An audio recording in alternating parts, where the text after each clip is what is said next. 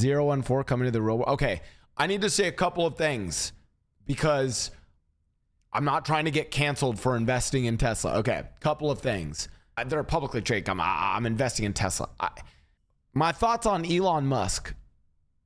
I actually think Elon Musk has like a cool vision of humanity in the future. I think when Elon Musk is on his like terraforming Mars and like autonomous workers, I think that's cool. I don't support him politically or like the other crazy shit he does. You king.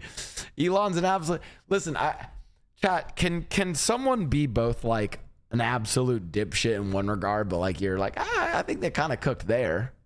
Why did you invest in Tesla? Why did I invest in Tesla? I'll explain. I use Waymo. I've been using Waymo in LA. I find Waymo to be really good. It's phenomenal. I love self-driving cars taking me around. What's Waymo? Waymo is Google's self-driving cabs. So hold on. Woman stuck inside Waymo car by man asking for her number. Yeah. Your robo-taxi's here, but can you trust it? Driverless cars are here. Definitely a magical experience. It was just smooth. It just works. This is crazy. Like, I heard about this when I was a kid, but like, it's here now. But the public is still divided. I wouldn't trust it. I just kind of believe that the car should be driven by a person. I can't imagine a car driving off the bridge and then navigating around here with all the people walking. And Waymo is in pole position, delivering 22 million driverless miles in Los Angeles, San Francisco. So I have access to it in Los Angeles. I think it's great. It feels safer to me than Uber drivers. And for the record, this is as someone who doesn't really drive as much anymore. And I think we're moving more towards like less people driving and more people. So there's an interesting reason why I invested in Tesla. It's not just the driverless cars. It's that I actually think Elon has a pretty smart idea, or like, I think there was an innovative, and I don't know if it's Elon or who else at Tesla came up and is pushing for this vision. I think the idea of you owning a autonomous vehicle that you can then lend out to drive other people while you are at work is really fucking smart. I think it's smart because it bridges the gap between the current ecosystem of everyone in the United States owns cars and we have infrastructure built for cars and some weird future where everything is just completely automated. I think it's like actually a good way to bridge that gap. Why aren't you driving that much anymore? I don't like driving. I like, do you guys want the honest answer, chat? I like to play Hearthstone Battlegrounds while I'm in an Uber. I like to respond to messages while I'm in an Uber, get work done, you know? So that's why, and so one of the reasons why I think Tesla in particular has a good angle for this is they're going to build the software and the hardware together. I think Waymo is by far the best right now. By the way, Waymo is owned by Google. I think they have by far the best software around all this, but at the end of the day, they are building it with pre-existing cars in mind. Like they build it with, right now it's Jaguars, and I think it's eventually gonna be Hyundai. The public didn't consent to be in this experiment. This shit is not at the level it needs to be on the streets, and it's just out there driving around. That's wrong. Like, I don't know how to tell you, but like any way you look at the numbers, that's just wrong. Like of the Waymo driverless miles, it causes less car accidents. It causes less issues than people. So that's just wrong. And when you say the public doesn't consent to it, I'm sorry, did the public consent to fucking psychopaths driving on the road, drunk drivers, do you want to know a really big issue actually the United States faces that people don't even talk? I'm sorry, but like, and this is like actually a controversial thing. Old people should not be driving. Old people shouldn't be driving. And people view that as like an ageist statement. But even my family personally had to deal with this, where my grandma, eventually we had to stop her, like she had to stop driving. And the reality is she should have stopped driving 20 years earlier. And it took her getting into a pretty severe accident where she did end up injuring someone else, thankfully not like critically, but someone else got injured in an accident because my old grandma was still driving, because the entirety of our transportation and systems in the United States are built around individuals driving a car. And then all of a sudden, now people can live a lot longer, but really, frankly, shouldn't be driving. Depends what old is. I guarantee you there are, I'm not even saying thousands, millions of people are too old to be driving in the United States right now and should not be driving. But the reality is, like, the driver's license or the right to own a car and drive the car, they give to people. And then it's like, bro, like, there are people out on the roads right now that cannot pass eyesight tests and cannot pass basic, simple driving tests. And so for someone to say something like, when did the public consent to these experiments that are dangerous from Waymo and Tesla? I'm like, bro, their shit is actually the thing that's heavily regulated. Theirs is the stuff that's extremely safe. The answer is public transportation, not untested driverless vehicles. Shadow Tom Nook, you realize they are tested driverless vehicles. They go through a bunch of testing before then they are allowed to be tested in a city. And then once they're proven in that city, they can go to another city. So Shadow Tom Nook, how do you feel about the fact that Waymo is safer than normal drivers? What Shadow Tom Nook, would you be okay with it if I told you that per miles driven, there are less accidents with Waymo? Tom Nook, Shadow Tom Nook, where are your bells at, buddy? Because then if you're like, because again, I need to know if, like, you're willing to even, like, where does this debate come from? Because if you're like, hey, oh, I didn't know that they're safer per miles driven. Oh, but now that I know that, I guess it's okay. So, you know, like whenever you come into, like, a discussion about this stuff, you have to be willing to, like, change your mind, right? Tom Nook, we're waiting for you to respond. Like, I don't trust Elon at all. That was your response. Your response was, I don't trust Elon at all. Okay. It's okay. You know what? Hold on. It's time. It's time. Hold on. Ladies and gentlemen, boys and girls. Ladies and gentlemen, boys and girls, tonight we have your special, your daily Blau One Guy challenge. Spam Blau One Guy in the chat. Today, Blau faces off against Shadow Tom Nook, a chatter, to discuss autonomous vehicles. Are they safe or not? Here we go. Okay, fuck. All right. My first response, and Shadow Tom, you said I don't trust Elon at all. Okay. I was talking about Waymo. Waymo is owned by Google. They are actually a competitor to Elon Musk and Tesla. Now, so do you not trust Google? Maybe that's your response. I don't trust Google. Waymo safety by numbers. All right, let's look it up. According to Waymo, their driverless vehicles are safer than human drivers, with fewer crashes, injuries, and police reports.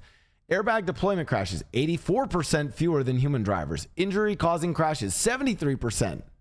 Oh. But wait a minute. How did I learn that?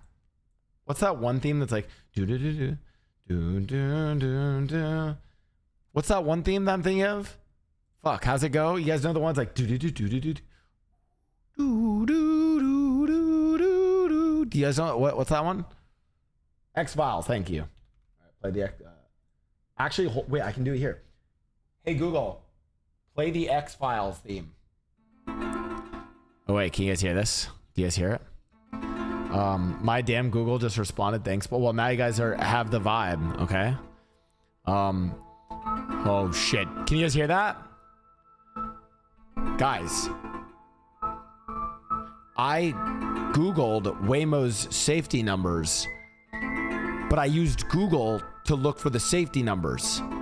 But Google is what owns Waymo. So if the chatter responds with, I don't trust Google, how do I even, like what do I do? They've checkmated me. I might have lost this one guy. It's the perfect, we could use Bing. We could use Bing.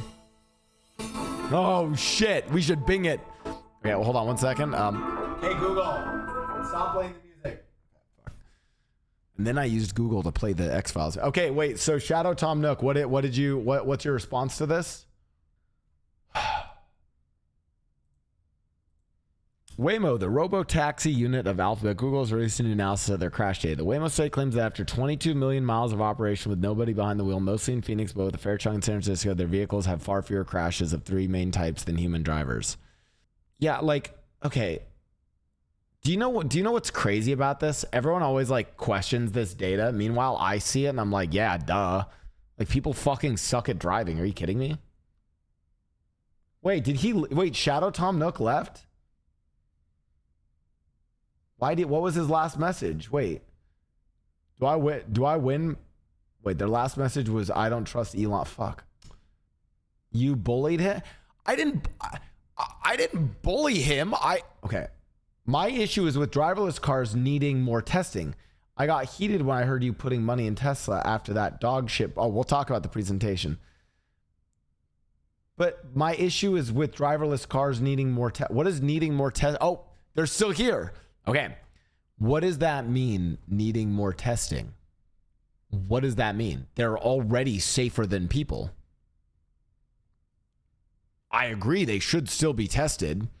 They're getting more testing now, but they're already safer than people.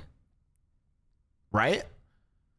And then the really funny thing about how self-driving cars are is it's actually not a vicious cycle. It's actually a virtuous cycle. The more self-driving cars there are, the safer they actually become, because the biggest issue they run into is how fucking insane humans are.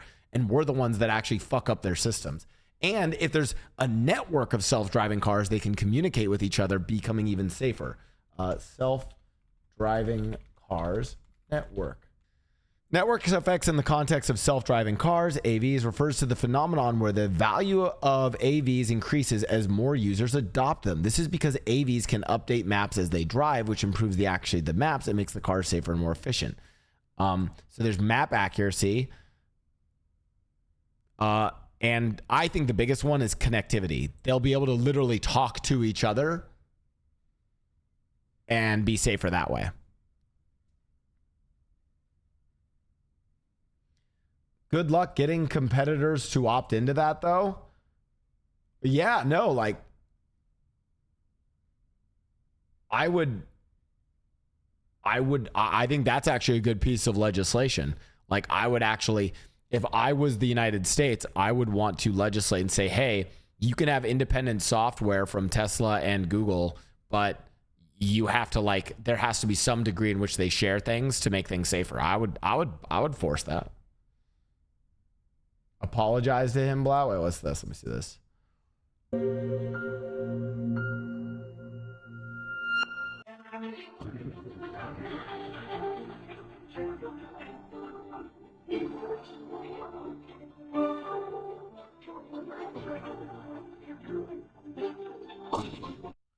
Bro, I swear to God, people don't know this until you go to Japan. The most common word you hear in Japan is sumimasen. Sumimasen. Oh, sumimasen. They're just so respectful and nice there. Okay. I don't have faith in our government to make sensible legislation on emerging technologies. Bro, our government doesn't make sensible legislation on the existing technologies. That's why fucking old fucking people are driving cars and killing people. Like, dude, you got like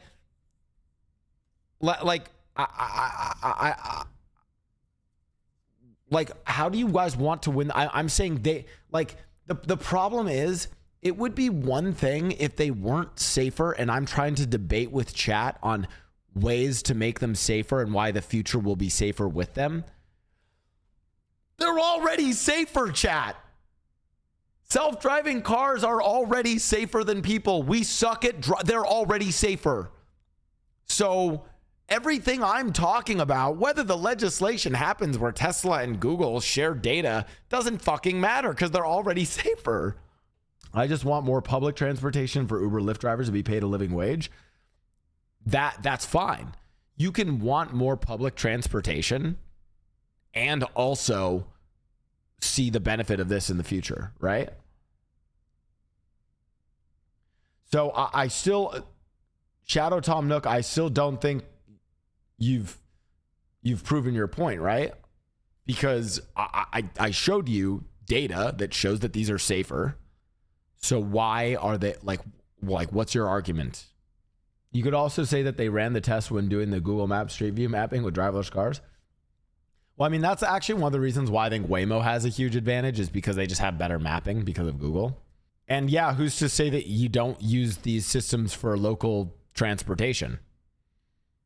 Like, why not? Like, you guys realize that you can create, like, it's not like when people say public transit, who do you think makes the trains? Ye old public train company? No, it's a private company that makes, like, you guys realize, like, public transportation is partnered with private companies to then provide it.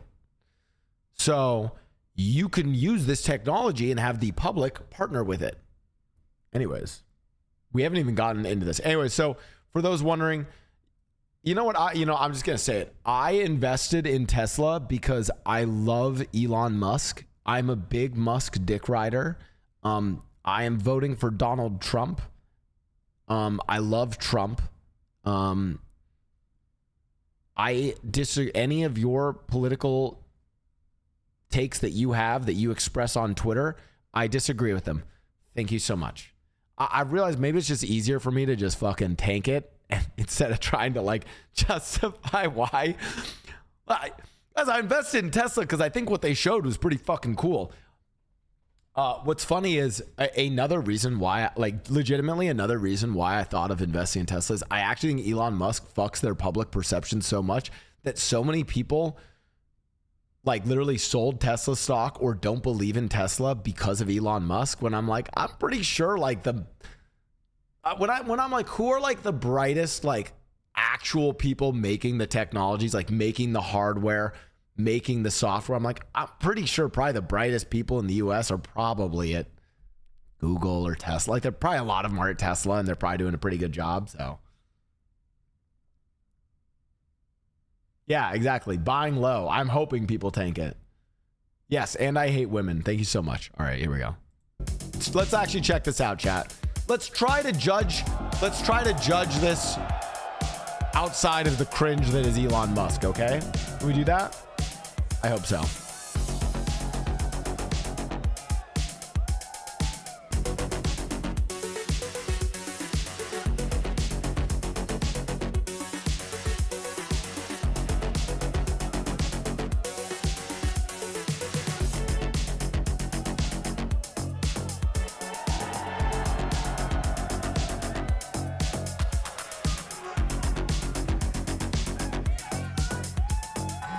Kind of left here looking at an ad. Okay, if you're left here looking at an ad based on what the streamer just said, guys, remember to sub with Twitch Prime or with whatever. The robots are remote control. I don't think they're remote controlled. I think that'd be pretty risky of them to do that and have the Mechanical Turk. I think that's pretty risky of them to have them be like, I feel like in the days of the Mechanical Turk, we'll talk about the Mechanical Turk after this, okay? It'll be part of this conversation. I feel like that's risky for them to do. Welcome to the WeRobot party. So we have quite a show for you tonight. I think you're gonna like it. As you can see, I just arrived in the Robotaxi, the Cybercap. And there's 20 more where that came from.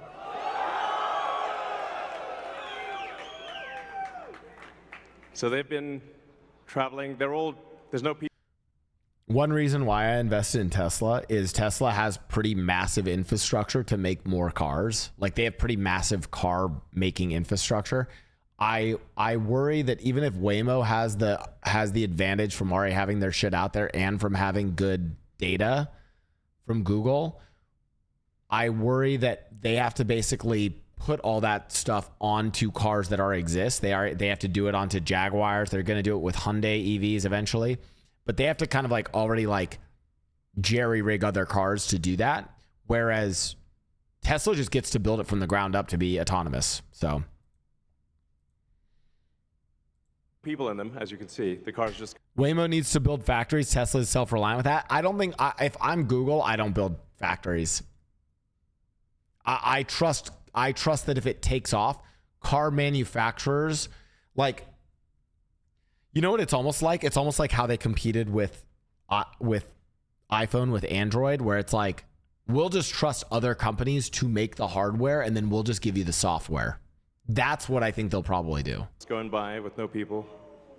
I doubt Google gets into the business of making factories. And we have 50 fully autonomous cars here tonight. So you'll see. One thing that I don't know if I like, as cool as they look, I genuinely don't mind how goofy Waymo cars look with the fucking spinning LiDAR detectors all over them. I don't care if you have to make the car look goofy, if it's functional. I get a little nervous seeing these. I'm like, where's the fucking LiDAR detectors, bro? Like, I mean, I'm sure they're built in and like hidden and stuff. Like, I would rather we go for function instead of form. Model Ys and the Cybercap, all driverless. You'll be able to take a ride in the Cybercap. There's no steering wheel or pedals. So I hope this goes well. Given the build quality of the Cybertruck, okay.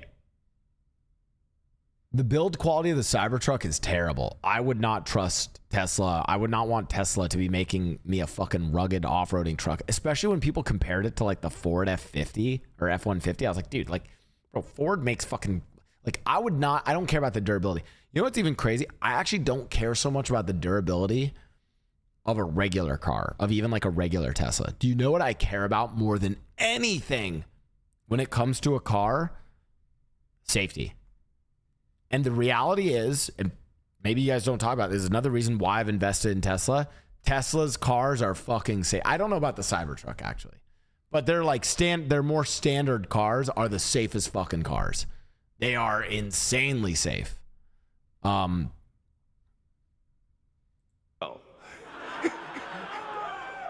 I think the cost of autonomous transport will be so low that you can think of it like individualized mass transit.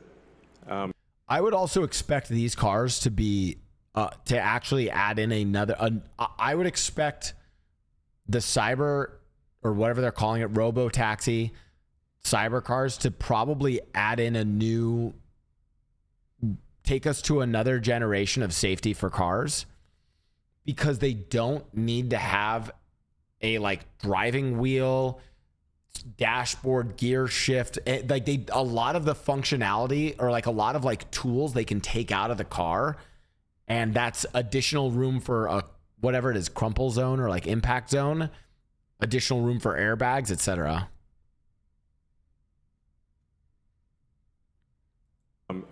The average cost of a bus per mile for a city, not the ticket price because that is subsidized, but the average price is about $1 a mile. Whereas the cost of Cybercab, we think probably over time, from the operating cost is probably going to be around 20 cents a mile. And price, including taxes and everything else, probably ends up being 30 or 40 cents a mile. So yes, and you will be able to buy one. That's a part that's so interesting to me. Like, I just think that's such an interesting business model. And it's this interesting concept of, if I own one of these, I can now get around and I can now rent it so other people use it and I earn back the money that I spent to buy it in the first place. Right now, chat, and by the way, this is coming as someone who like has the most janky Jeep Wrangler. Someone pull up the Twitter video. Someone find the Twitter video of my Jeep Wrangler. My Jeep Wrangler is a manual car. That's manual transmission. Most people in chat, especially my American frogs, don't know how to drive manual. Maybe some of my EU frogs still know how to drive manual. My car is manual transmission. The windshield wipers are roll up. They are manual. The radio does not work. The speakers are blown out, and my car does not have a roof. It is the exact opposite of a futuristic Cybertruck, right? Or cyber fucking robo-taxi. It sits outside and does nothing. And I pay several $100s every fucking few months for insurance on a car that I don't drive, that costs a bunch of money to fill up the gas on, that just sits there, that I keep around for nostalgia's sake. Yeah, it is actually Mad Max style. I'm not going to lie. Editors, you can put in a clip of, for this video, put in a clip of fucking Mad Max Fury Road. So the idea that you can own a car and then while you're at work or while you're on your day off or while you're sleeping even, it can be out and doing shit and earning you money is genius to me. I also do love this this broader idea. I think they get to it later in the presentation that by doing this, we can get rid of parking lots and turn them back into parks, because people won't just be like on your day to day. Like a lot of people will just be taking these, hopefully, cabs everywhere, you know? Yes, exactly. We expect the cost to be below $30,000. We do expect that's pretty affordable to start fully autonomous, unsupervised FSD in Texas and California next year. Another reason why I love living in California. I love that we just get to fucking test out all this shit early. And again, chat, like you guys are asking, you guys, like I want you guys to know from literal personal experience. In the last, I am someone who takes Ubers a lot. I don't drive. I take Ubers all the time. I have been in 2 accidents in the last year from Uber drivers. One was the Uber driver's fault. One was someone else's fault, right? Oh, Bliss found this. Here we go.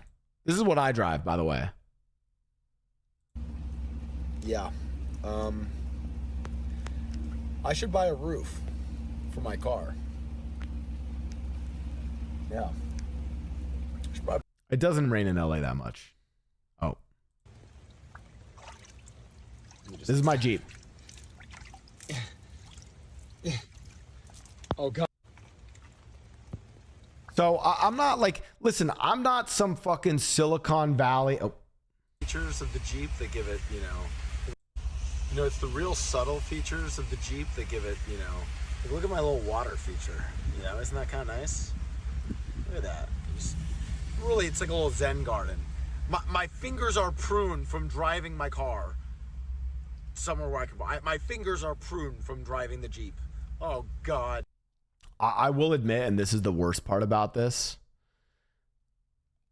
I know underneath, it is true, underneath the mats, there actually is a plug on the Jeeps that like literally just opens up into the fucking ground and you can drain it that way. I did not learn this until this year. I have been driving this car since I was 15. And the reason for that is the first time I got rained on in the car, I didn't get rained on. I got snowed on. It was during the winter, and I used to like drive my Jeep. I would drive my Jeep to school, but I would just be like, people would be like in their like cozy pajamas, sipping their coffee.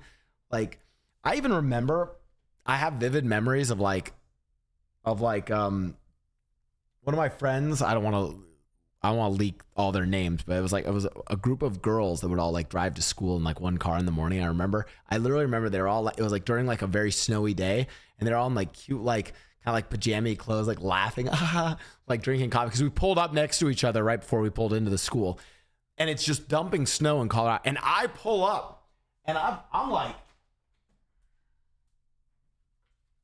this is how I would drive to school. So I would be going to school. This is how I drove to school in Colorado, by the way. This is like how much of a fucking degenerate ski kid I was. Honestly, good extra usage of my ski equipment, but how the fuck does this clip work? New helmet, sorry. So I would drive to school like this. I'd have my fucking ski, because I wouldn't even take the goggles off the helmet. I was like, fuck it, might as well have the extra protection. So I'd have my fucking ski helmet. I'm wearing gloves, fucking my ski jacket on, a hood pulled up, fucking face mask on, driving in the snow because it snows in my Jeep. And the first time my Jeep really got snowed out, I just woke up and came outside. My Jeep was just filled with snow. And so a fucking plug at the bottom, I didn't even think of that. I just fucking had to shovel the snow out of my Jeep. I literally just shoveled snow out of my Jeep. And so then that summer, when it rained in my Jeep, I didn't think about a plug. I didn't ask my dad because I was embarrassed. So I just fucking scooped the water out, and that's how I got it out. Anyways, that's the story of me in high school. Anyways,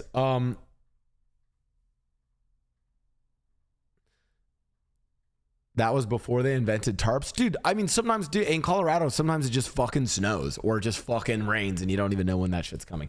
Anyways, I now have learned about the plug in the bottom. So I say all of this to let you guys know I'm not like one of these like Silicon Valley, like buy the new iPhone, 2 weeks before it comes out by, I don't know, fucking selling my organs to get it, right? Like, I'm not trying to glaze tech in Silicon Valley, but I see this shit and I'm like, this is fucking dope. I think it's just a good idea. And that's obviously, that's with the Model 3 and Model Y. And then we expect to be in production with the Cybercap, which is really highly optimized for autonomous transport in probably, well, I tend to be a little optimistic with timeframes. But in 2026. So, yeah. Before 2027, let me put it that way. When you get in, you'll see like it's really quite a wild experience to just be in a car with no steering wheel, no pedals, no controls, and it feels great. Something we're also doing is, I think that's and sick. It's really high time we did this, is inductive charging. What's this about? The robotaxi has no plug. It just goes over the inductive charger and charges.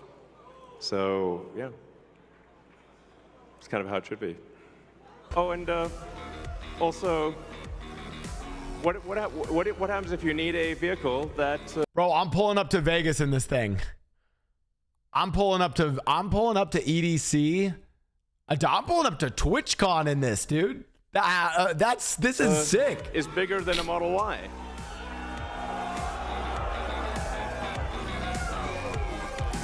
That's sick. The Roven. The Roven is, we're going to make this, and it's going to look like that. Now, can you imagine going down the streets and you see this coming towards you? That'd be sick.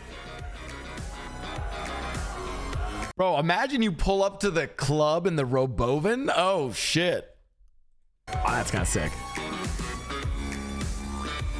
So this can carry up to 20 people, and it can also transport goods.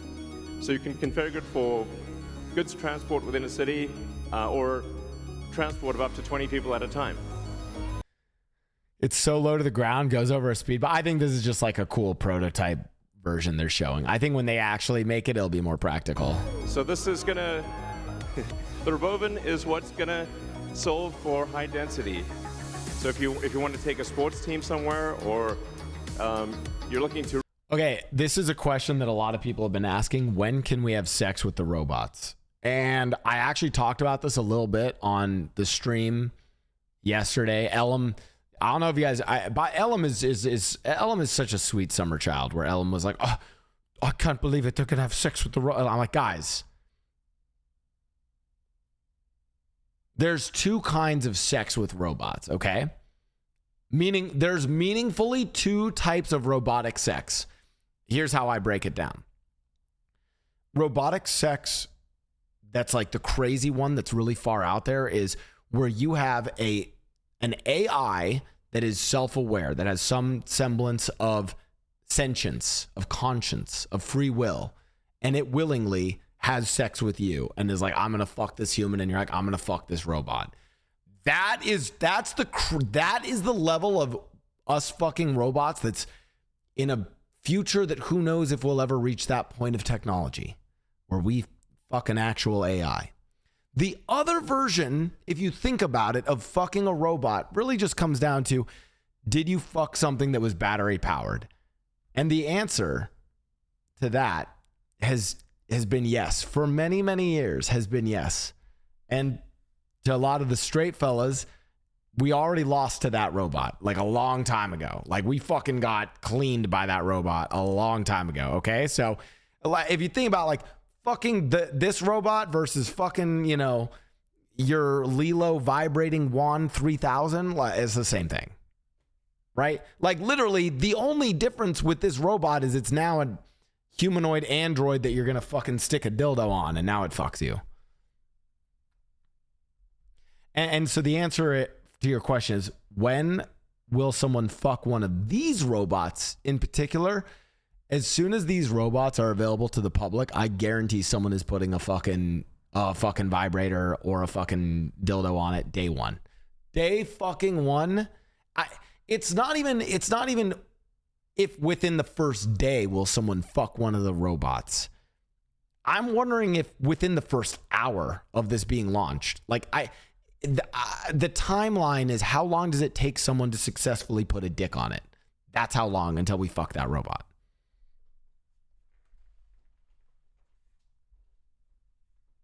To really I'm gonna be honest, someone probably at the Tesla factory has already fucked the robot. get the cost of travel down to, I don't know, 5-10 cents a mile, then you can use the Roven. Some people call it the Robovan, but speaking of robots, this is the other reason why I invested in Tesla. I saw this, and I was like, oh shit, that's fucking sick. developed for our cars, the batteries, power electronics, the advanced motors, gearboxes, the software. I'd say that robots are sexist, Blau. Where's the robots that dudes can put their dick in? You know, I've actually thought this. There's like a fundamental law of the world about what things are like sexist versus not, purely by the laws of nature. Because someone was like, oh my, like architecture is sexist because skyscrapers are phallic or something like that. And like a part of me is like, well, it's just easier to like build up than to dig down and make a fucking building. So you're more likely going to have a penis building than, sure, maybe there's some sexism involved in architecture, I'm sure. But fundamentally, the laws of nature are such that it's easier to build up penis versus dig down vagina. Conversely, when making this robot, it would be fucking weird if they designed the robot and right in the pelvic area, they're like, well, what if we just leave an open space there? We could put some more battery and some more energy there, but what if we just left it? That's kind of fucking weird. Meanwhile, it's a lot easier to just fucking take, you know, your suction cupped Johnny Sins fucking 9-inch mold with fucking, you know, realistic vein texture silicon and just fucking suction that bad boy onto the fucking amorphous pelvic region of the robot, and bam, now it has a dick. See what I'm saying? Like, way easier to do that than the other way around. What did I walk in on? Welcome to the stream. Welcome to my stream. This is what we talk about. Where the AI inference computer, it all actually applies to a humanoid robot. It's the same techniques.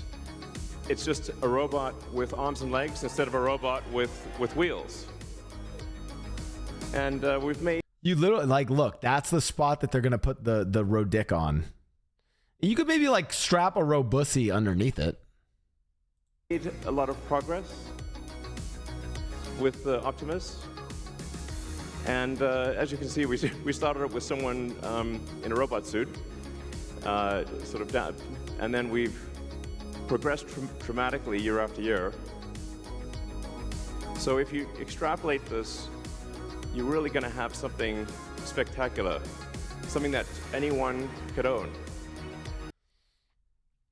One of my thoughts on robots, and there's actually like, there's so much interesting literature that I encourage you, chat, to go down in the design of robotics. Like, this is just fascinating stuff to me, right? Like, the pros and cons of designing a humanoid robot. One of the cons is actually what you guys kind of said. I worry about this. I feel like people are going to grief them. We talked about this on stream before, but like when robots have like human-like features, we like to fuck with them like they're humans. Like someone in chat was like, I want to fucking push it over. People want to trip it and bully it. Because, and this is actually really, really fucked up, but I genuinely believe it is in human nature to, like, a lot of humans will mistreat these. Is that the same thing as mistreating a human? No, it's still a it's a weird ethics thing. It's like if I I view these as the same way I view a Nintendo Switch controller. If I throw my controller when I'm angry, that's fine. But would you guys not agree that there is something that is a little bit more weird about if you mistreat the humanoid looking robot than if you mistreat a controller? Is that maybe that's where we start an ethical question? Is me getting mad at a video game and throwing the controller, is that the same as me getting mad at the robot and like pushing it and knocking it over? I would argue from a like robotics ethics standpoint, no, but from like a human morality standpoint, yes, because it's basically saying you're willing to, like, something that's anthropomorphized as like a person, you're actually willing to like take out aggression on, you know?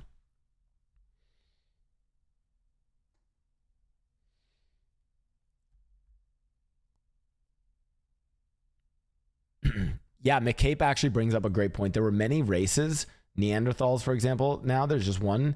Not even races, sorry. They're like, they weren't even, well, I mean, we mistreat each other based on race, but like we do this actually a lot. By the way, this isn't, I should learn about this. Chat, someday we should learn about racism because I believe, and by the way, this isn't me defending race. Pause. Racism is bad. I think racism is awful. However, I do think that racism was it's like, has an evolutionary backing in it, in that, and you might think as a social species, we would try to be nice to our own species, but I think it's because as the subdivisions of our species, we try to promote our own groups. And so we look at other groups as the other and as threats. And I mean, that's why humans have been, like, when we talk about racism today, that is not like historical or evolutionary racism. We have been like, dude, groups of humans wipe out other groups of humans, or other groups of, what's the correct term for them? They're not sapiens, homo, whatever, other subspecies that are very close to us. I mean, that's why we killed the Neanderthals, like we genocided the Neanderthals. Yeah, I guess other species, but other related species, like ones that like were very similar to us, but we just killed them all off. And by the way, you know, I think nowadays when we look at like racism, some people are like, fucking white people, right? But it's like, okay, every single race, sub-race, ethnicity throughout human history has been racist towards others in a violent way, in a way to like destroy them, even to their own kind, as a way of self-preservation of their own in-group. And so now it makes me wonder if, like, by making them like humanoid, if like we're gonna like want to like we have like an innate desire to fuck with them because they're almost like we can, because they're not humans, so we can like, I don't know. It's just interesting. Muhammad Ali on racism. Kinky haired black people. I'm sure I wouldn't object to that. Well, you wouldn't, but a lot of them would. Well, I'm sure a lot of people. No, this is the point. What I'm trying to say is this. You don't have it. You say you don't, but you don't have it. You really ain't gonna have it. You on the show and you got to say that. But that's not true. Why would you want to do that? Because I don't think I'm any different from you see. Yeah, we much different. I mean, I think society's made us different. You know we're different. We all together. But society's made us different. No, not society. God made us different. No, we're just human beings. He made all of us. We all, listen, bluebirds fly with bluebirds, red birds want to be with red birds. Listen, tell me when I'm wrong. Pigeons want to be with pigeons. But tell we me have when I'm wrong. We should have they don't have intelligence, but yet they stay together. We should have more intelligence than them, right? Buzzards are with buzzards. Right? Buzzards are with buzzards. Bluebirds are with bluebirds. They all are birds, but they got different cultures. The eagles like to hang out in the mountains. The buzzard like to fly around the desert. Well, the bluebird like to fly around the trees and the There'd be certain grass. problems, a buzzard mating with a sparrow, wouldn't there? What? There'd be certain... Right. And that's, we have the problems too. No, but this one's a little tricky. I get what Muhammad Ali's saying, and he is right. He's like we are literally different. Like the fact that but I also get what the interviewer is saying, which is like, hey, but we can evolve beyond that. Which is why by the way, Chad, I'm not saying that we as people should be like, oh, evolutionarily, black people were like, hey, yo, that guy's fucking white, let's go kill him, and white people are like, yo, like that guy's fucking black, let's go kill him, like. Just because we did that evolutionarily doesn't mean we should fucking do that. Like, we have evolved as a species. Now we can like reflect on it and introspect on it and be like, oh, maybe we shouldn't fucking do that. But the innate human behavior of what I would call the otherization of like of an out group is a really common thing. And I wonder if we're going to do that with robots too.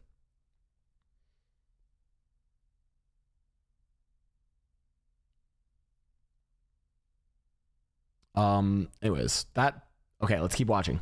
So you can have your own personal R2D2 C3PO.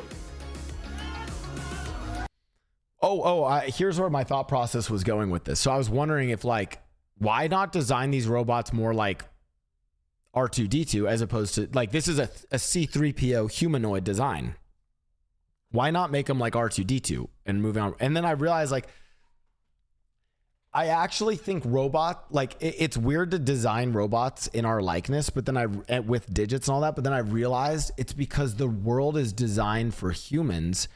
Therefore, in the transition period before other advanced robotics come along, you actually kind of want to replicate humans because of the world being designed for us, the nature of stairs, of buttons, of things that we hold and grab. So makes sense. And I think at scale, this would cost something like, I don't know, $20,000, $30,000. Probably less than a car is my prediction long term. Now, it'll take us a minute to get to the long term, but okay, you know how there's a bunch of streamers now and we're all kind of like living. How much of this is even like, who is even? I have a question, chat. When I say like the neighbors, who has said like, oh, I'm living close to this person? Who has said like, I don't even know what I can leak or not. Anyways, yeah, dude, Michael Reeves bought one of the Boston Dynamic robots. All I'm saying is I want all of us who are living in close proximity. I say we all as streamers pitch in and we buy one of these. I think that'd be sick. Wouldn't that be fucking cool? And I'm like streaming. I'm like, fuck, I need another Celsius. Hey, Mr. Bingle. And it's a fucking robot. I named the robot Mr. Bingle. Comes up and fucking. That'd be dope. But fundamentally, at scale, the Optimus robot, you should be able to buy an Optimus robot for, I think, probably $20,000 to $30,000 long term. So, and what can it do? It'll basically do anything you want. So it can be a teacher, babysit your kids. It can walk your dog, mow your lawn, get the groceries, just be your friend, serve drinks, whatever you can think of. Yeah, we're going to fuck the robot 100%. All right, I got to pee real quick, chat, and then we'll talk about this more. Give me a second. Yeah, we're going to fuck the robot. So someone in chat, oh, by the way, John Wicks, thanks for the prompt. Chat, I'm curious, and this is to everyone in chat, why is this scary to you? When they can beat me in a foot race is when I start worrying.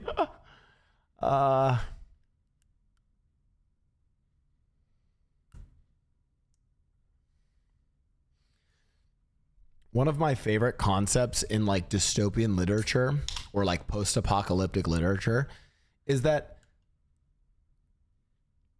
typically when society breaks down or when some calamity occurs, like a meteorite hits us, zombie apocalypse, whatever else, the thing that actually poses the scariest threat is not that external force, but actually our own internal conflict. Like humans end up being always the most dangerous to each other.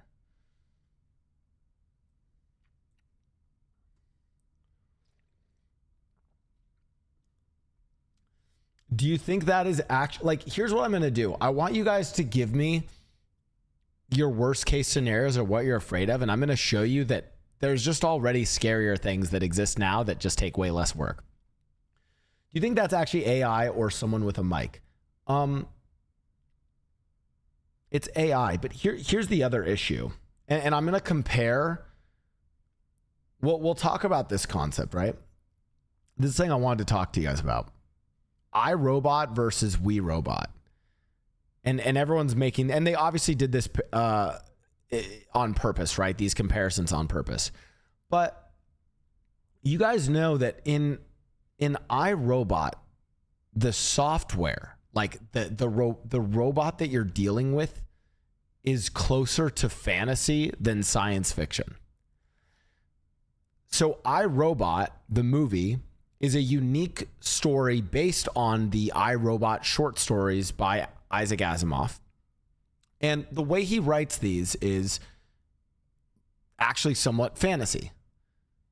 This is a hot take, but IRobot has a twist of fantasy. And the fantasy is there's no scientific explanation for the sentience of the robots.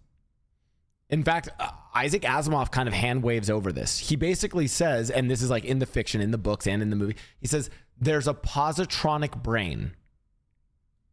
The positronic brain, and there's the laws of robotics that govern it. But the positronic brain is where he does the magical hand waving of, hey, this is just a sentient robot. It has consciousness, or conscience. I guess that's conscience too. Has all of that in the same capacity that we as humans think about sentience and self-awareness. And so really, they're just humans reskinned as robots, if anything. And so what we try to do whenever we create AI is we try to give it the semblance that it's self-aware and has sentience. But we've never actually generated that or created that. So whenever people look at this stuff, they're like, oh my God, they're going to be cut. It's like, well, they just won't be aware. The AI that controls them is not the AI portrayed in the science fiction. That AI is like, is closer to fantasy than science fiction. Literally, Isaac Asimov, the writer of these, there's no like science. It's literally just the positronic brain. Whatever that means. The positronic brain basically means is capable of close to human thought and function.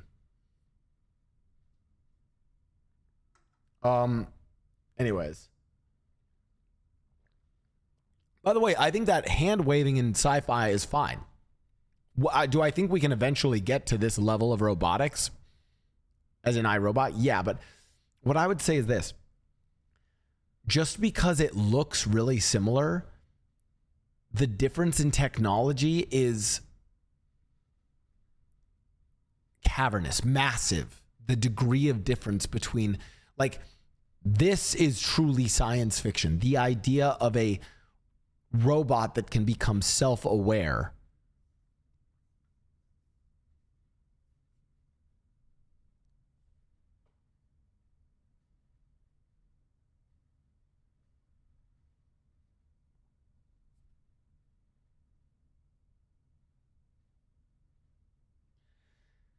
Yeah, basically AI right now, AI tries to mimic what humans think AI is. That's what it tries to do. I would argue that the advancement of like the AI is closer to a Nintendo Switch controller than it is to whatever level of insanity, could create something that has more, that can create concepts of morality and then can have dreams, etc., as presented in iRobot. Like a lot, like what we create with AI is super advanced, but at the end of the day, it really is just a reflection of what we put in. Like we are really good at feeding a lot of info into a program and it giving us a ton of information out.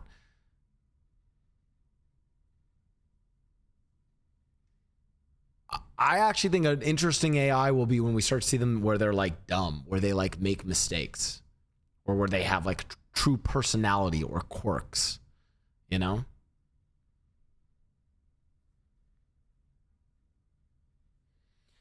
So since AI mimic humor, what could stop it from learning violence, i.e. going back to people abusing the robots? We can make them 3 laws safe. But I mean, but here's the difference. Here's the difference. This is a weird take, but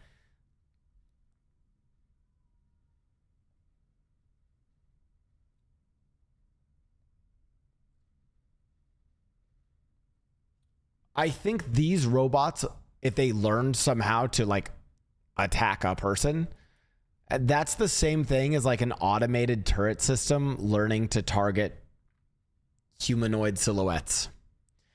It's not. Do you guys get do you guys get the distinction and the difference between like it's just learning some basic concept versus it having the self-awareness to understand that it's a human being, that it itself is a slave to this human being. It has its own mind, free will. I want to rebel again, right? That's a very different like line of rebellion. They're just an advanced tool. So it hurting a person is the same thing as any other machine hurting a person because of malfunction.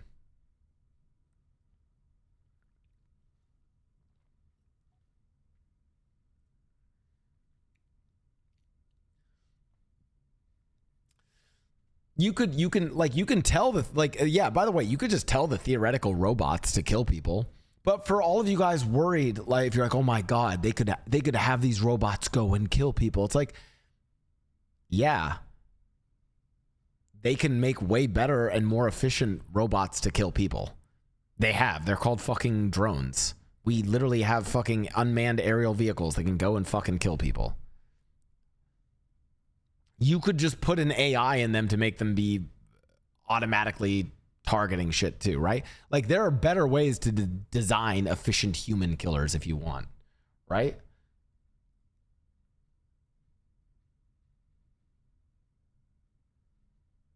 Yeah, like I think people get wrapped up in like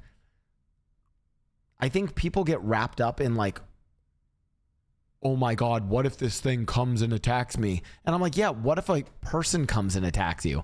For this thing to come and attack you, it requires a person to program it to come and attack you.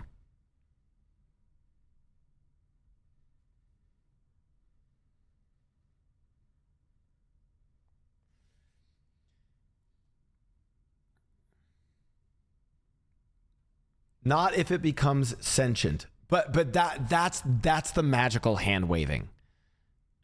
That's the magical hand waving that I haven't seen where like where are they how do they become sentient? What does that mean?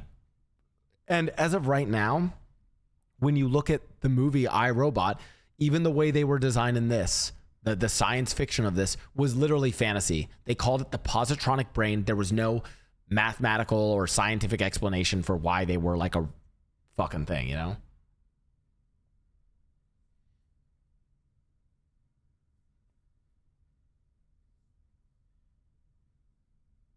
So I don't really know.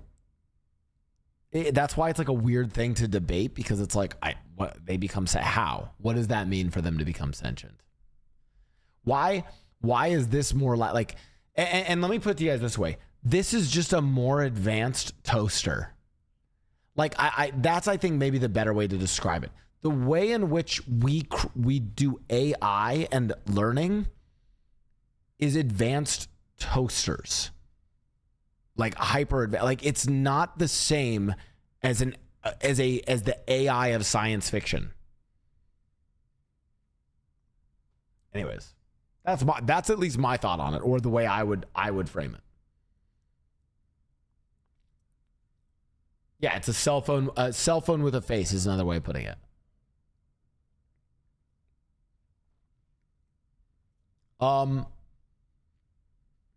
Let's learn about the laws of robotics. Now, let's say they do become sentient. How do we fix that?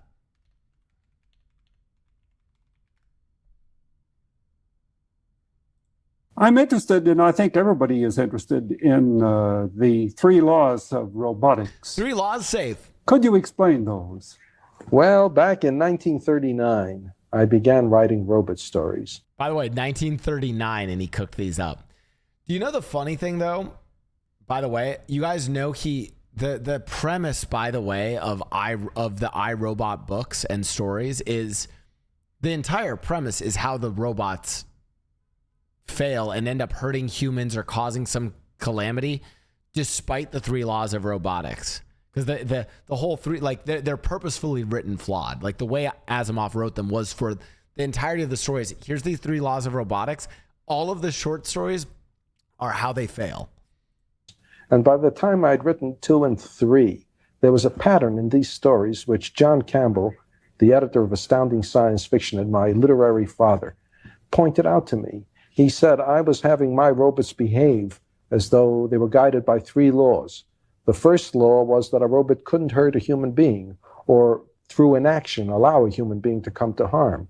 The second first law, chat, write these down. These are going to be on the test. Your first law of robotics. A robot cannot harm a human being or through its inaction allow a human being to come to harm. Law number 1, note it down. Law was that a robot had to obey orders given it by human beings, provided that didn't conflict with the first law. And the second law, it has to obey human orders. Okay. So if but there's a hierarchy to the law. So if I say, hey, robot, go kill my friend, it won't do it because it violates the first law. Law was that a robot had to protect its own existence, except where that would conflict with the first 2 laws. Third law, robot has to protect its own existence. And the reason why that law, that's kind of fucked up, but like the reason that law exists is in a world where the robots are sentient and like have like some degree of more advanced awareness and they can't harm humans and they have to listen to humans, they basically realize that they're slaves and so they kill themselves. They just kill their own existence. If you only have the first 2 laws, they're like, I'm aware of myself as a conscious being. I have to obey the orders of this other conscious being, and I cannot harm them in any way. My existence sucks. I'm going to kill myself. So they put in the third law to say, hey, you can't kill yourself. And after that, I always used them, and the stories evolved out of those 3 laws, out of the mutual contradictions, out of the ambivalences, the incongruities, and so on. Well, the interesting thing is that scientists say that when robots are built, that they may be built according to these laws, and also that almost all science fiction writers have adopted them as well in their stories. That's true about the science fiction writers adopting them. They are now taken for granted. No writer actually quotes them except myself. But the readers are so used to it now that they know it and they take it for granted. And somebody writing in an architectural journal pointed out that these laws hold for tools generally. Number 1, a tool must be safe to use. And 2, provided it is safe to use, it's got to do what you want it to do. And 3rd, provided it is safe to use and it does what you want to, it's got to last. But could your 3 laws of robotics be overloaded on the side of humanism? There are those who believe that the machines we create are going to be Frankensteins. Well, of course, the 3 laws of robotics were originally invented by me in order to avoid the Frankenstein motive, because before I wrote my stories, most robot stories were filled with this Frankenstein bit. The Frankenstein bit being it like comes to life and then like goes and attack its creators. About the robot destroying its creator. There are some things that men were not meant to know.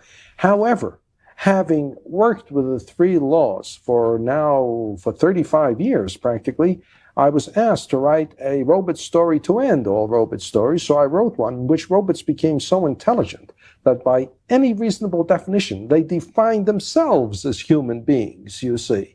So that now the 3 laws of robotics became the 3 laws of humanics. And we're right back to the Frankenstein motif. I received letters from readers saying, does this mean you're never going to write any more robot stories? And I wrote back saying, don't worry, if I think of a good robot story, I'll write it anyway. I didn't know that's the ending of like his thoughts on the robots, that eventually they become so smart that they reason that they're human and not robots. So the story of IRobot then, the story of IRobot, spoiler alert, but you guys have already... He said they've all been programmed with... Oh. 3 laws. So that means we have 1,000 robots that will not try to protect themselves if it violates a direct order from a human. And I'm betting one who will.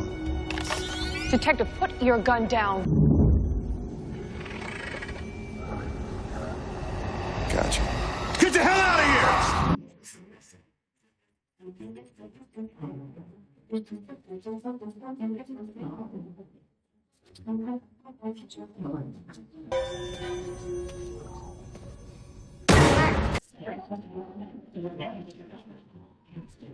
Violating the first law. Damn. What am I help you, sir? Can I help you, sir? And all the other ones go, "Can I help you, sir?" Because they see him. There he is! Stand where you are! Deactivate at once! Obey the command! Deactivate! It's also not listening to the deactivate command.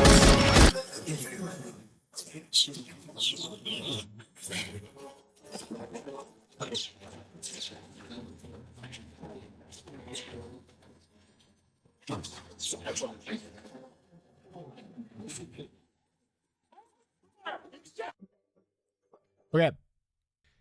Yeah, by the way, so when you guys are like, oh my God, what the, like, here's the thing. It's not even the laws of robotics that are like, need to even be applied yet. Because at the end of the day, these robots could be just purely sentient without the laws, which was kind of fucking crazy. That's why they had to have the laws in place. Anyways, spoiler alert, for someone's like, well, this movie didn't exactly follow the books. I actually loved how they did IRobot the movie, because the book IRobot is not a singular story. It's actually a series of short stories that each talk about different ways in which the laws fail. And IRobot the movie, the premise of the 3 laws failing is actually really smart. One of the sort of advanced AIs that's monitoring all the robots basically realizes or rationalizes to itself that humanity is self-destructive and will kill itself.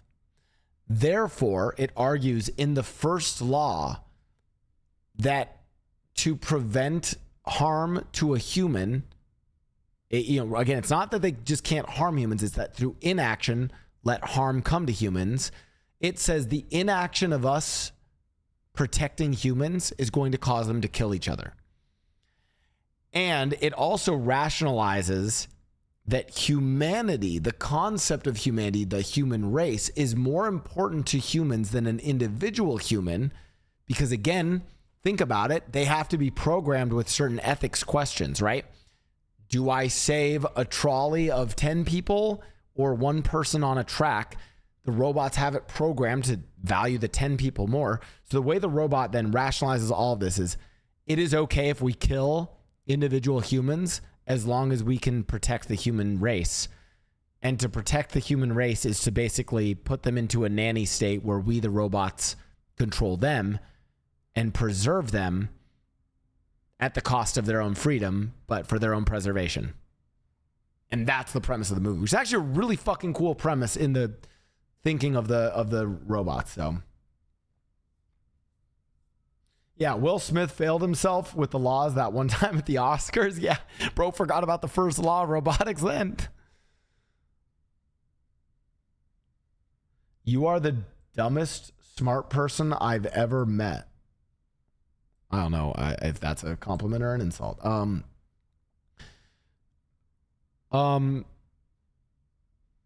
Anyways,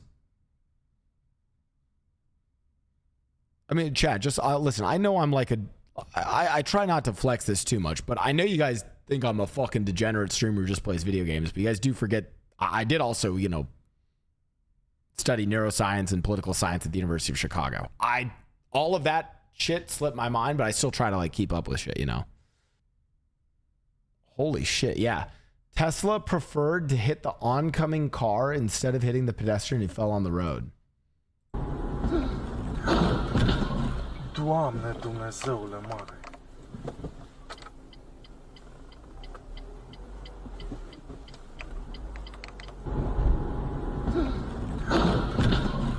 Doamne Dumnezeule mare.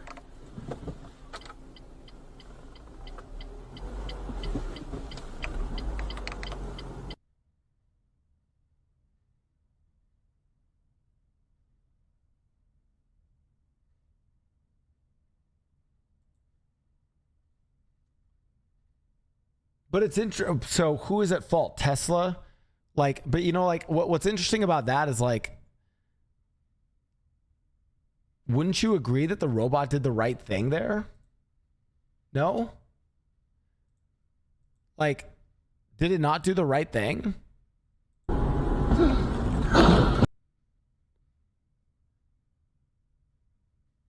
I think it could have killed this person. I also don't think a human reacts that fast. Doamne Dumnezeule mare. Oh, Empress Tiff said, guys, it's literally a quote from the movie and not a commentary on Blau's intelligence. Empress Tiff, I'm so sorry. This is one of those where like things get lost in the dialogue of Twitch chat, you know? So I'm so sorry. You're right. I actually remember that quote. But remember when we were playing the trolley problem? And what's interesting is the trolley problem game, these have to be baked into AIs, right? Like these sorts of questions, like what actions do they take in certain situations, you know? This is maybe an easier way to understand it. Okay. A robot may not injure a human being or, through inaction, allow a human being to come to harm. A robot must obey the orders given it by human beings, except where such orders would conflict with the first law. A robot must protect its own existence as long as such protection does not conflict with the first or second laws. These are the laws of robotics. One of the really interesting short stories in Isaac Asimov's book is like a robot is ordered to go and do something. And I forgot what happens, but it's basically on its way to do the task. It then faces danger, and the third law kicks in to self-preserve it. But then it still tries to then complete the second law, the order that was given. So it tries to keep going to do the thing. And it's like this weird loop where the robot basically gets stuck in a loop because it doesn't want to kill itself, but it's trying to complete the task.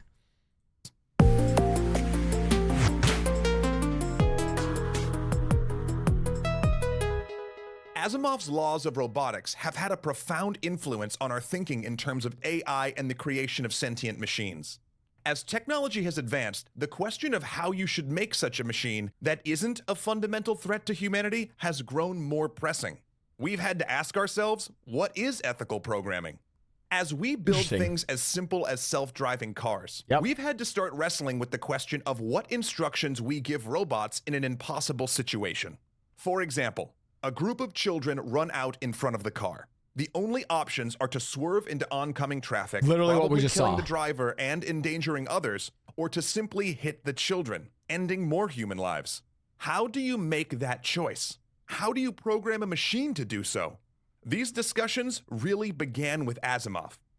From Skynet to Data, Robbie... It's crazy that he was thinking about this in the 1930s. That's what's fucking wild. ...to Bishop and RoboCop to Mega Man, pop culture and science fiction has played with Asimov's laws, built on them, and explored them. Nearly every artificially intelligent machine in science fiction has had to answer that fundamental question which Asimov posed. Once humankind can create a being superior to itself, what's to keep those beings from simply displacing us? Why would they just serve us? Is it even ethical to have them do so? And Asimov really... Yeah, okay.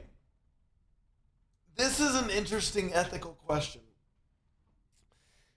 And this is where I stand on it, chat. The robots that we create now, insofar as they don't have a true...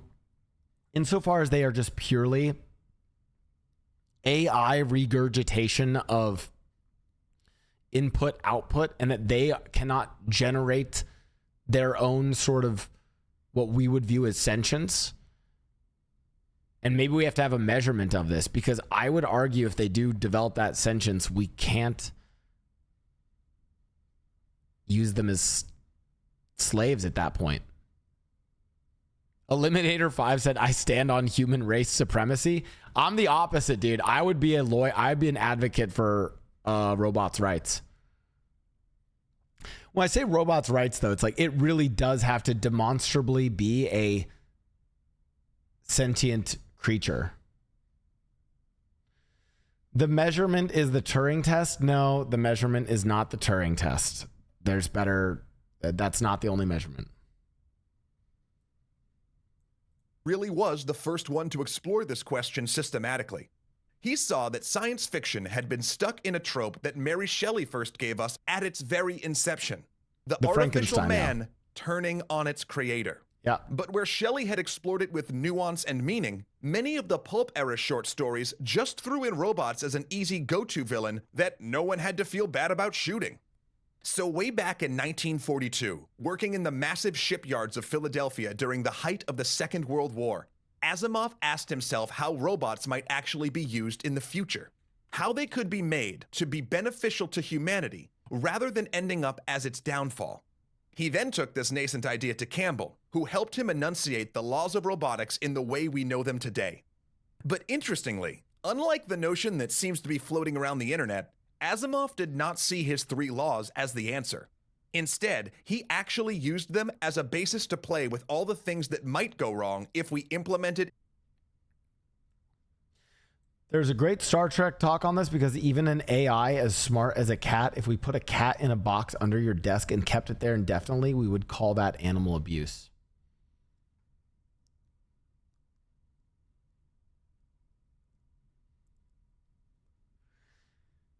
I think we could enunciate that though in a way in which like, okay, but cats can feel pain. There's a spectrum. Like we abuse life forms all the time, but you know, we in the cattle industry, right? They abuse them, right? But there's also a concept of pain, stuff like that. Like, you know, what are the needs of a robot versus the needs of a cat, right? Schrodinger's robot. Shiokaku said on a podcast, robots becoming sentient is actually quite far. I feel like we would destroy ourselves. Yeah, I guess here's the thing is like a lot of people say it's like, how far are we from creating a sentient robot? We don't know until we actually do, or a sentient AI. We definitely have not, by the way. But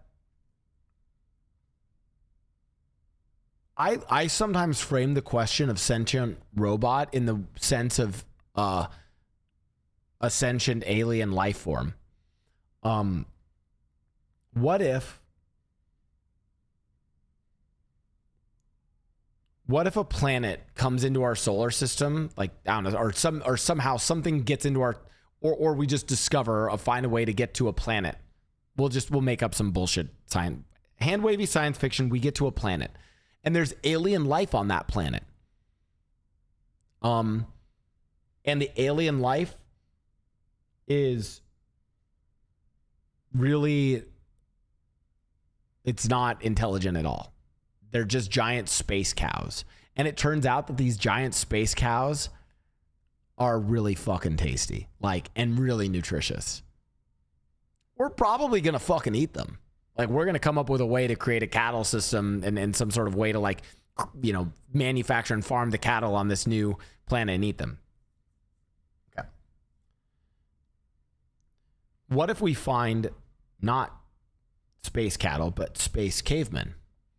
And we find a species that actually does have basic communication and is self-aware and has pain. Maybe they have stories, they tell stuff, but we are the hyper superior being to them.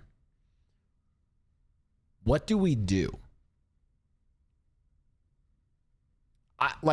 So I would argue from a human, from what we as sentient creatures would be, is we recognize their sentience. Maybe it's not as advanced as ours, and we would let them be. The truly ethical thing is maybe we need resources from their planet. So we ethically set up some sort of system where, hey, we would like some of the resources from your planet, but we'll help you and your people advance. So we'll enter into some sort of trade agreement. But You know, and like these are hypotheticals, but like we would like to think that we wouldn't just enslave them, right? Like that sounds awful. Like I would not want to be part of I would not vote for the world government that wants to just enslave these aliens, even if they're less advanced than us, or wipe them out. I would not condone that. And why? Well, because they can think and feel. Or maybe they have some concept of thinking and feeling, even if it's not the same as ours, right? So then I think sometimes the thought experiment of how we might interact with, how we would want us to interact with different aliens. Blau on his vegan arc? Okay. I'm not saying all life is valuable. I'm saying all sentient life is valuable. Fuck them cows, bro. I'll eat that shit. I ain't no vegan.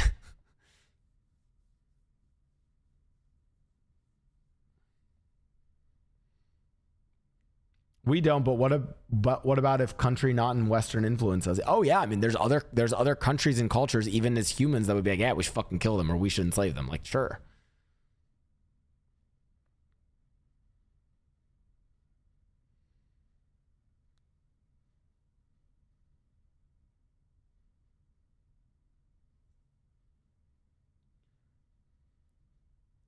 Yeah, I think we should kill vegans because I think vegans aren't sentient. Wait, what?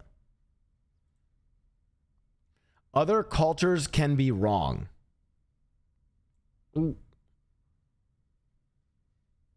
Chad, I don't know. It's not Sunday. I don't know if we can get down that rabbit hole.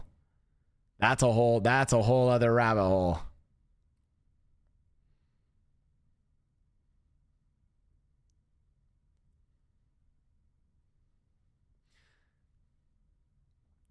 No, like skiing, listen, even skiing can't necessarily ban them. I'll pose a hypothetical that actually touches on a lot of religious cultures, right? Yeah, skiing hasn't banned anyone. But like, for instance, like what if I claim as a culture that gay people should be killed? That my culture says, hey, it's against the laws of God and nature, therefore gay people should be killed, right? Now, the like progressive person in you might be like, well, all cultures are valid. But the fucking like normal person in you might be like, that's fucking wrong. Like, you know, like, right? Like, no. Like, that's fucking stupid.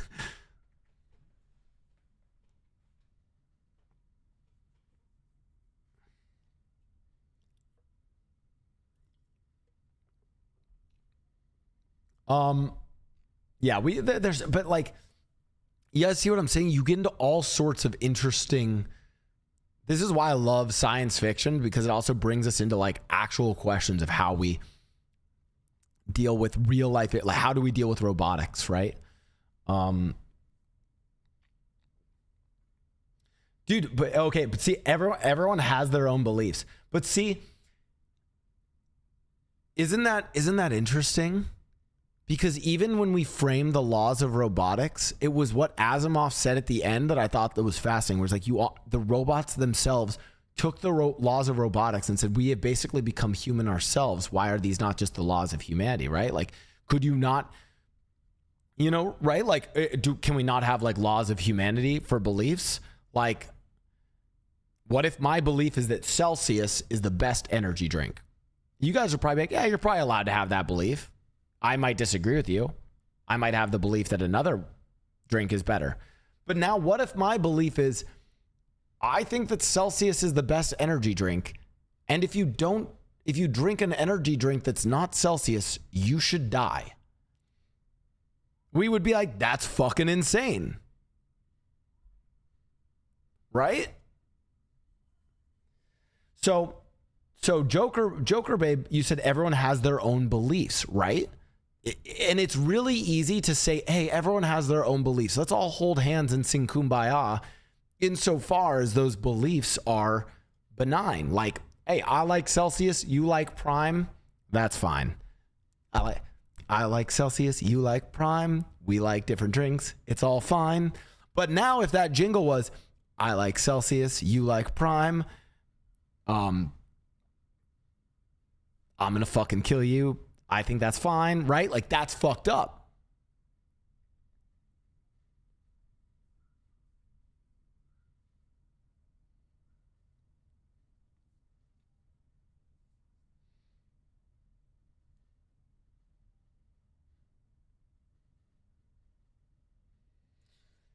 Yeah, so like what's weird is even the laws of robotics would be different based on what country employs the laws of robotics.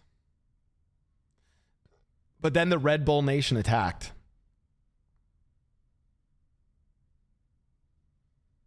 You should seriously read Bradbury's second postscript in his letter about Disney to Brian Sibley. It's about Sibley being afraid of robots, and it's really good. Can you link it here, This Mom Plays Games? And trusted in those 3 laws. Usually, the failings he highlighted were human, like when a company is so worried about its expensive robot that it strengthens the 3rd law to be just as important as the 2nd, rendering the robot useless as it oscillates between trying to fulfill a human command and then backing off every time that command might put it in the slightest danger. Or when the military modifies the 1st law for its robots and it comes back to bite them in the end. Sometimes, though, he explores how the laws could cause robots to act with an excess of altruism in a way that we might not actually like. Yeah. Such as when a psychic robot is accidentally created and everyone starts acting on what it says, since it knows our most inner thoughts.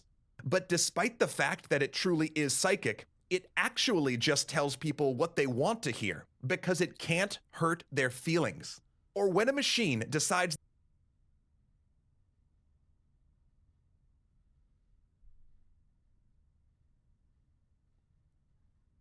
Dude, imagine you have your new like Tesla robot and you ask it, does this dress make me look fat? And the robot has to think to itself. It has to think, well, I've calculated the data from the scale that you stepped on today, and you actually are, according to your height, like overweight and unhealthy, and therefore you should be like eating better and right? And it thinks that, but then it's also like, but if I do say that you're a little fat and you've put on weight, that might actually hurt your feelings, causing issues with self-appearance and all that sort of stuff, which could cause depression, which could actually worsen the health effect, right? Like, holy shit, dude. Bro, I don't envy these robots having to deal with that shit. Oh my God. That in the end, the only way to save humanity from itself is to take over and run human activity. That's the Lastly, iRobot premise. Asimov gives us stories where robots find some way to subvert these laws. Like when a politician is running for office and he's accused of being a machine. So to disprove these allegations, he punches a man. Something that if he were a machine, the 1st law would not let him do. But unbeknownst to all the humans watching, the person he punched was secretly a robot too. Dude. I think one of my favorite, this is a little bit of a spoiler alert, but you should still read the books, but I'll kind of explain like a premise. I won't like reveal the name of the books. There's the iRobot series, but then there's other books, full-on books in the robot universe that Asimov wrote that are actually detective stories. And one of my favorite detective stories is a robot kills a person because it thought it was killing a robot. Because a person basically commanded it to destroy another robot. And it's like, well, that doesn't go against the 1st law. I have to obey the 2nd law. My own self-preservation is fine, so it doesn't violate third law. Okay, yeah, they probably need this thing destroyed. So it goes and destroys what it thinks is a robot, but it actually kills a person. Because again, how does it know at the time? So it's only after it's killed him that it realizes, oh shit, I killed a person. And then it causes the robot to fucking malfunction and go crazy.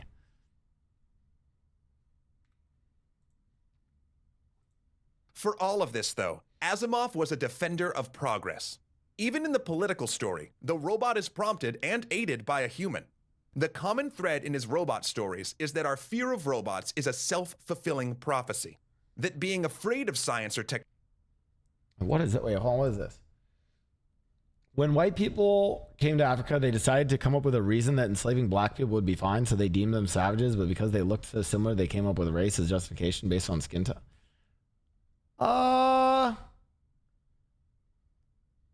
Well, I'm not trying to like defend white people enslaving black people, but I'm gonna, not to like burst your bubble, but people have been doing that to other people for a long time, where this group of people that doesn't look like me, I'm gonna enslave them because they don't look like me.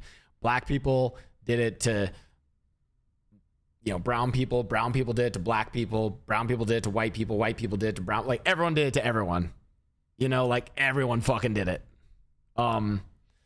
Also, I like the concept of race does like exist, right? Like, well, we are like, there are like genetic differences between people based on their race. Like that's just like a thing.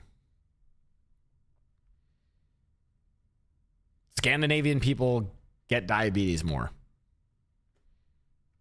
Type 1 diabetes. It just fucking happens. Like that's just a thing.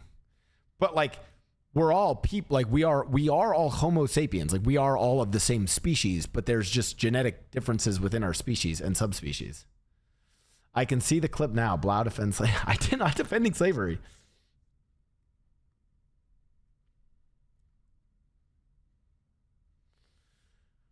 No such thing as race determination through genes. I don't know.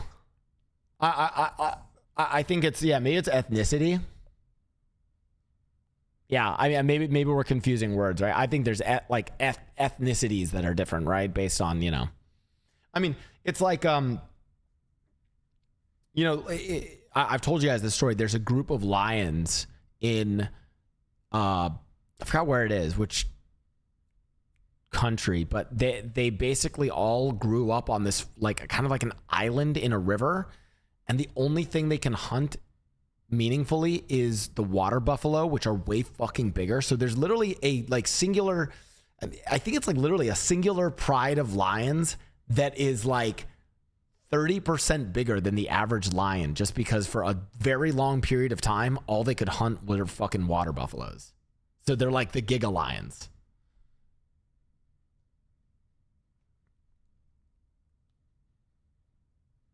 Yeah, this is the question I'm trying to ask. At what point is it that machines are too intelligent that it would be considered slavery? That, like, yeah, that's an interesting point.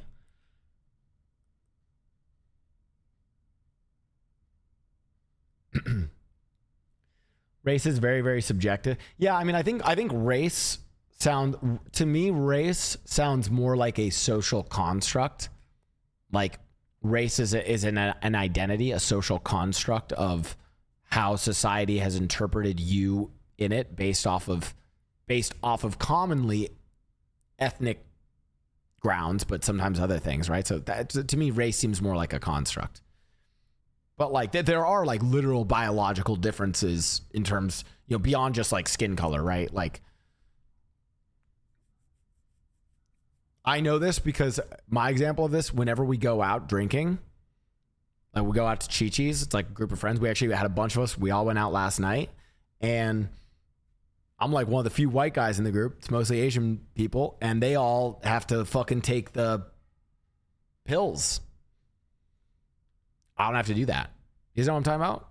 Asian people in my chat? The fucking pill. So, because of they lack the fucking whatever enzyme.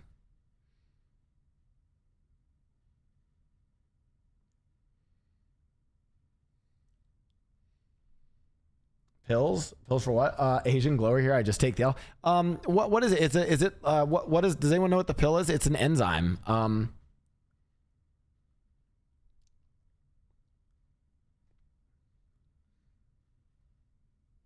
Can you explain in Fortnite terms, Mr. Blastoise? Yeah. When I drop, I have base 25 shield, but when some people drop in, they don't have the base shield, so they have to drink a chug jug to get the shield. It's an ALDH2 pill. It's the inability to digest alcohol, and guessing it's what the pill helps with.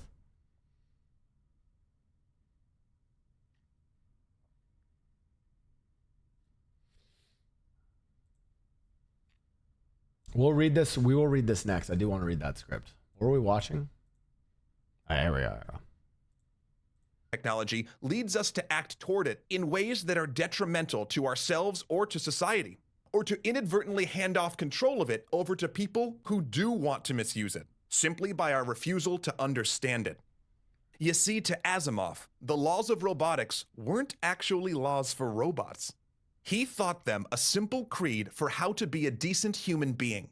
He brings this up with a robot masquerading as a human and has a character ask how you can tell a robot from just being a very good person. In his stories where we fail to live up to the standards of a robot is where the problems start to show through. Of course, this is also where some of his 50s golden age mindset starts to creep in. Not only do these laws lack the subtlety to address the intensely complex range of human emotions, fears, wants, and desires, but they also assume morality is fixed and make assumptions about morality that aren't universal. There's a moment when discussing this where Asimov has one of his characters talk about the second law, and they say, "Every good human being with a social conscience and a sense of responsibility is supposed to defer to the proper authority, to listen to his doctor, his boss, his government, his psychiatrist, his fellow man, to obey laws, to follow rules, to conform to custom, even when they interfere with his comfort or safety." That's a very 50s America understanding of the world. I'm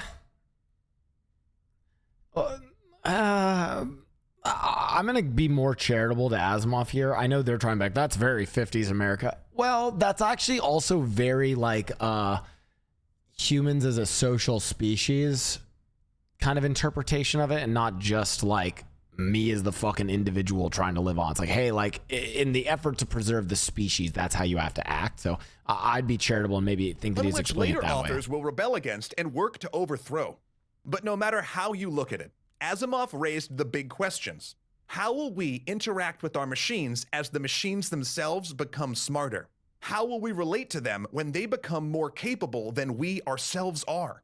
And in doing so, he laid the groundwork for all the science fiction that's tried to take a crack at these questions since, igniting a firestorm of discussion that has changed the very way we think about technology right up to today. And if there's one thing we can absolutely be sure about, it's the fact that in no way is it possible for me to be a robot. Robots. Resistant. Monka. So then working class here says, what is the difference between AI and animals? Other than So one distinction I make is that, and this was brought up in Mass Effect, where they even say like all sentient life, whether organic or synthetic, is valuable. So you have to argue to me why organic life is better than synthetic, right? Like a robot that is sentient, conscience, has its own thoughts, expressions, will. Why is it worse than me just because I'm a carbon-based life form versus it being a synthetic-based life form?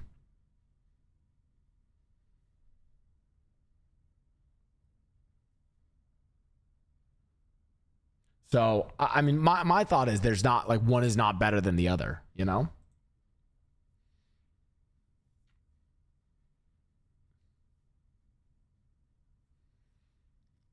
I would argue that,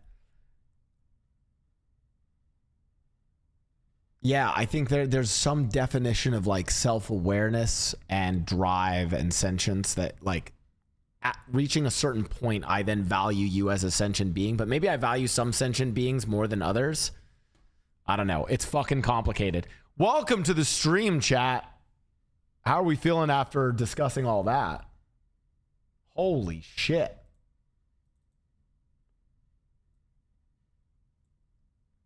Hi, chat.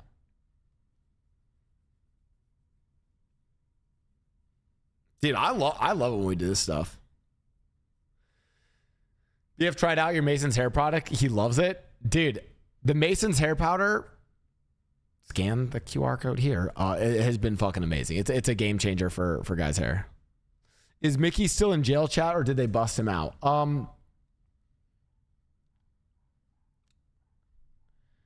I'm running into a chat? I'm wondering if I should just move Mickey out of jail so that I can go and do a bank heist on my birthday with the boys. It's like a timing thing. Like my birthday is on Tuesday. It's in like 3 days. I'm not streaming Monday, by the way. I am streaming tomorrow, so maybe we could do it. We could just skip that and just pretend and just role play that they broke him out. No, that's what most people role play anyways when they just skip jail. So it was a cool idea, but I think it's just been hard to organize. So, or maybe we do it tomorrow. But the problem is then Ray and Lysium are off tomorrow, so it's tricky. Blau is the most obvious Libra. What are Libras? Let's learn about Libras.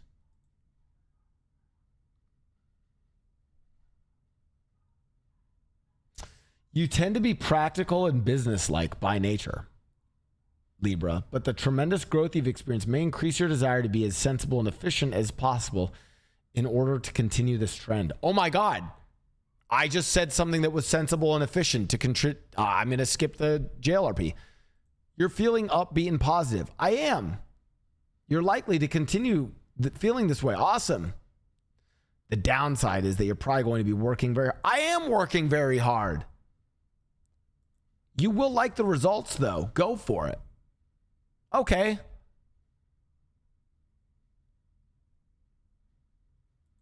What was yesterday? Today you may feel especially warm and loving toward just about everybody in your circle. I didn't. Even those you usually find irritating. I didn't. You could also be looking especially attractive and feeling more confident than usual. I didn't yesterday. You might feel like shopping for... I didn't. Artistic ideas could float... No, they didn't. Wait. What about tomorrow? There's some likelihood that you will be haunted by thoughts of your love life today.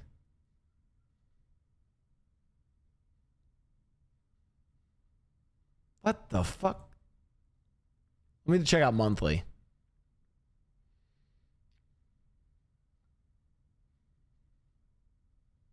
Pluto stations directly in Capricorn on October 11th, activating your intuition and emotional... What the fuck am I reading? What does that mean? Pluto encourages you to heal deeper. Well, I was trying to fix the insulin shit. More intimate issues that you ordinarily keep private. Oh, I usually don't tell people about my diabetes struggles. Oh, that's good. With the transformative capabilities of Pluto, you can purge toxic patterns that hold you back from... Okay.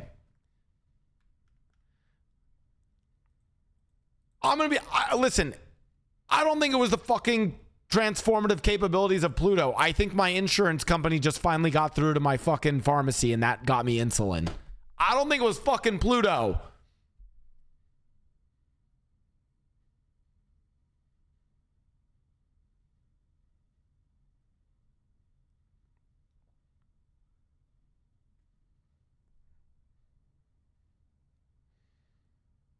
Such a Libra thing to say? Fuck. You're right.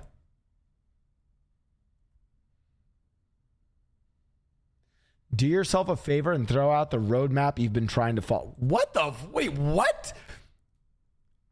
Chat. Okay, guys, I have an announcement. I'm not doing the roast of Blau for my birthday. I'm not doing the big content thing I have planned in November, and I'm not doing the role play awards this year. I'm throwing out the roadmap, guys. Sorry. Hey, fucking Libra horoscopes, guys. We're no longer doing spooky games this month. I'm throwing it out. Because Jupiter goes into retrograde. No more plans, guys, because the best plans are... I have no plans. All right. Fuck it. Throw out the Tesla stock. Yeah. Chat, are you guys mad at me for buying Tesla stock? Be honest. Am I getting canceled on Twitter for buying Tesla stock? Is that like am I not supposed to do that? Talking. Wait, actually? Fuck.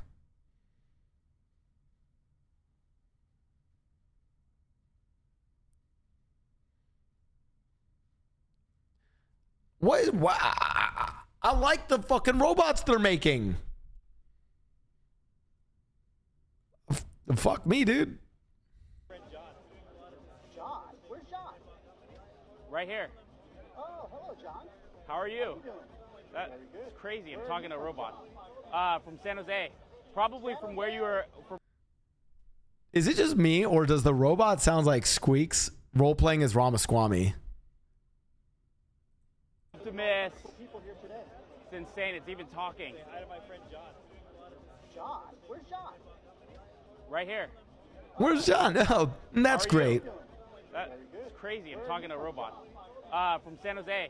Probably from where you were born in Silicon Valley. Wonderful. Where do you live in San Jose? Do you live in Almond Valley, or do you live in Santa Teresa area? No, I live in Los Gatos.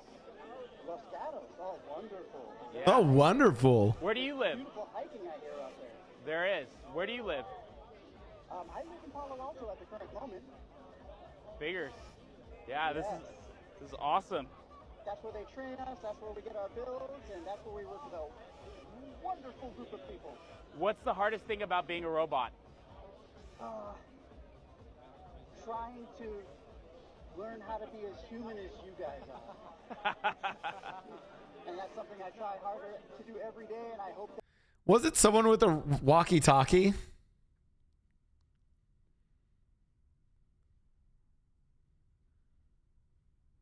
Oh, so that part was faked. Okay, okay. It's not actual AI? Oh, okay, okay, okay.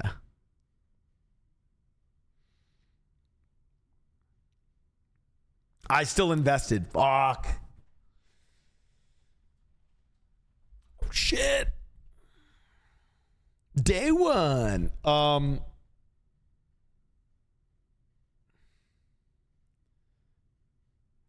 Chat.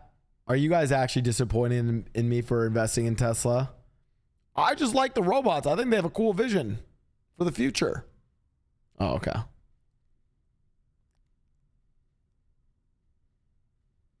Thanks, chat.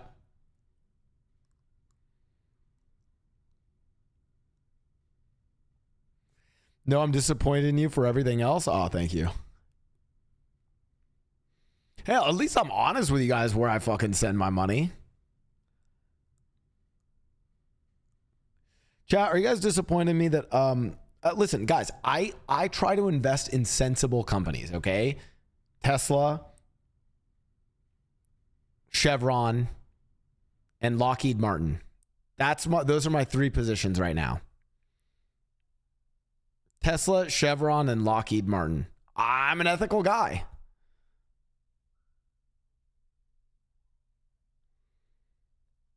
Whoa, Lockheed Martin's sick. They make airplanes, right?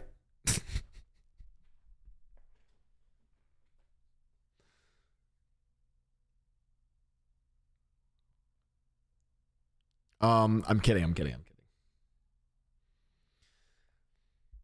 I don't know. I thought that their robot shit was really cool. And I do stand by the fact. Oh, and Blackwater is my other one. Blackwater is my favorite one to invest in.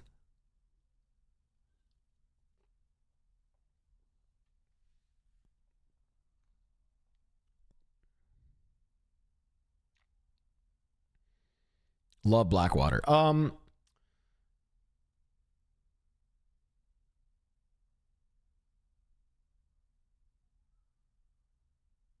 and BlackRock too, yeah.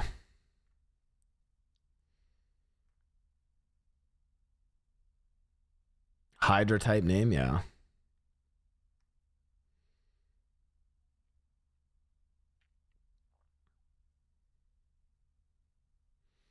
Oh my God, yeah. Halliburton used to be the evil core. Wow, what a timeline.